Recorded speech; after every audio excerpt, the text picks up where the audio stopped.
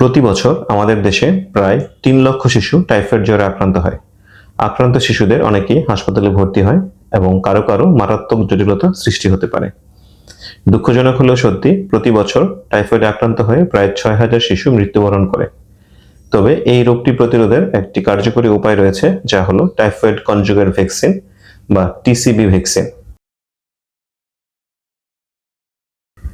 Typhoid conjugate vaccine আধুনিক এক ধরনের ভ্যাকসিন। এটি ৬ মাস বয়সী বাচ্চাদের দেওয়া যেতে পারে।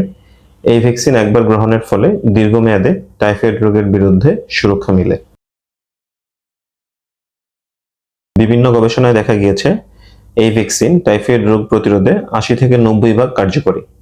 পৃথিবীর বিভিন্ন দেশে নিয়মিতভাবে এই ভ্যাকসিন দেয়া হয়, যেমন পাকিস্তান, নেপাল, ফিলিপাইন, জিম্বাবুয়ে ইত্যাদি সহ বিভিন্ন দেশে।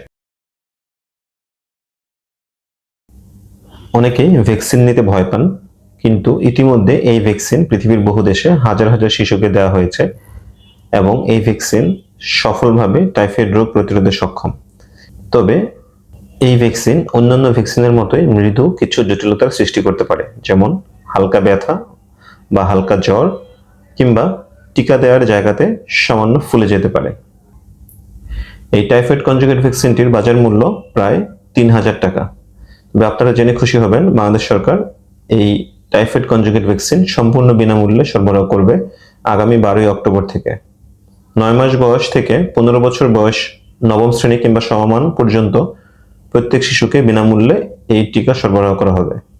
ভ্যাকসিন পেতে রেজিস্ট্রেশন করুন vaxepi.gov.bd এই ওয়েবসাইটে।